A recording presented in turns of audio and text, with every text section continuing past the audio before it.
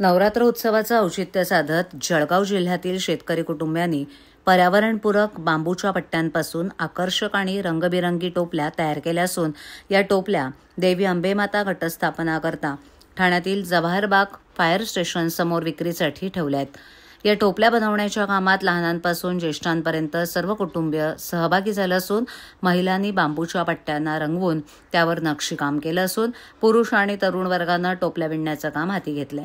रंगबिरंगी आणि नैसर्गिक टोपल्यांना ठाण्यातील नागरिकांकडून याला चांगला प्रतिसाद मिळतोय।